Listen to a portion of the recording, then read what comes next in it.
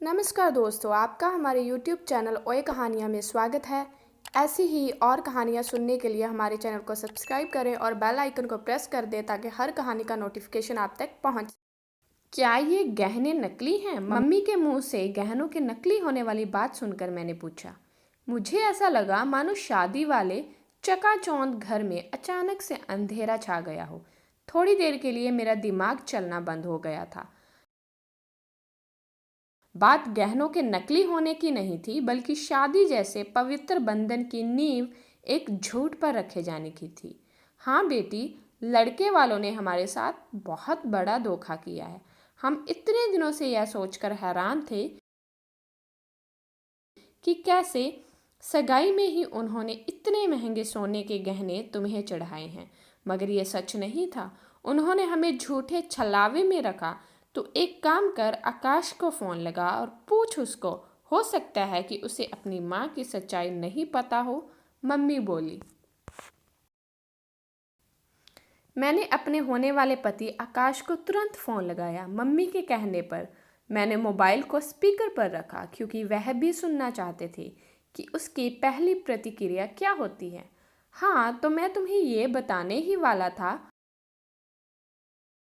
माँ ने कहा था कि शादी के बाद तुम्हारे लिए असली सोने के गहने बनवा देंगे।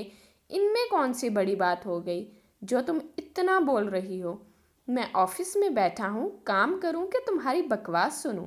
आकाश फोन पर अपना झूठ पकड़े जाने से बौखला उठा। इससे पहले कि वह और चिल्लाता, मैंने फ़ोन रख दिया। मैं नहीं चाहती थी कि उसकी एक और सच्चाई मम्मी पापा के सामने आए। वह तुमसे कैसे बात कर रहा था? क्या ये हमेशा ऐसे ही चिल्लाता है और गुस्सा करता है तुम पर? मम्मी ने पूछा। मम्मी की बात सुनकर मैं टूट गई और बोली, हाँ मम्मी, छोटी छोटी बातों पर गुस्सा हो जाता है और चीखता चिल्लाता है। फिर थोड़ी देर में ही गुस्सा शांत होने पर मुझे मनाने लगता है। बेटा, तूने पहले क्यों नहीं बताया हमें इसके ऐसे बर्ताव के बारे में? अगर शादी के पहले ये तुझसे इतना बुरी तरह व्यवहार कर रहा है तो आगे तो ना जाने क्या करेगा, मम्मी बोली। मम्मी की यह बात सुनकर मैं उनसे लिपट गई और रोने लगी।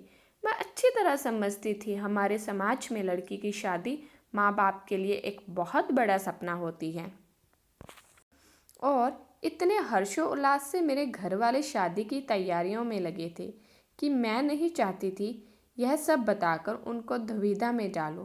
फिर मुझे लगा कि हर इंसान अलग होता है और हो सकता है कि आकाश का गुस्सा तेज है, इसलिए वह इतना चीखता चिल्लाते हैं।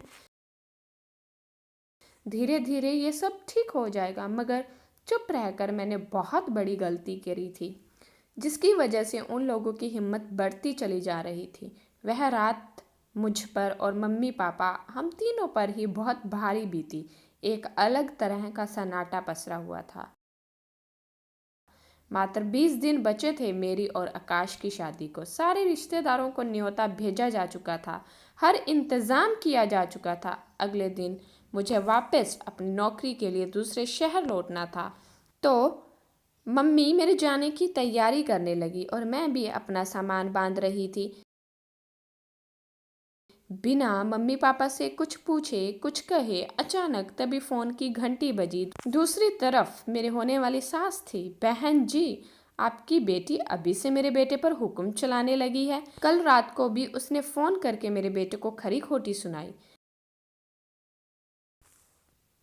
अगर ऐसा ही चलेगा तो हम ये शादी तोड़ देंगे, मेरे होने वाली सास अकड़ दिखाते हुए बोली। अरे आप क्या शादी तोड़ेंगे, हम ही ये शादी तोड़ते हैं। हम अपनी बेटी को आप जैसे धोखेबाज और झूठे लोगों के कर नहीं भेजेंगे। यह कहकर मम्मी ने फ़ोन रख दिया और फिर से लग गई वह मेरा खाना पैक करने में, जैसे मानो कुछ हुआ ही नहीं हो। उनकी यह बात सुनकर दिल में ना जाने कितने समुद्रों ने एक साथ हिलोरें ली। उस दिन पहली बार चलते समय मैंने मम्मी पापा को गले से नहीं लगाया, क्योंकि मुझे पता था अगर मैंने उन्हें गले लगाया तो मेरे आंसुओं का सैलाब फूट पड़ेगा, और मैं नहीं चाहती थी कि मुझे कमज़ोर होता हुआ देखकर वह दोनों भी टूट जाएं। आखिर बेटी की शादी टूटने का दुख बहुत बड़ा होता है ना। एक माँ बाप के लिए।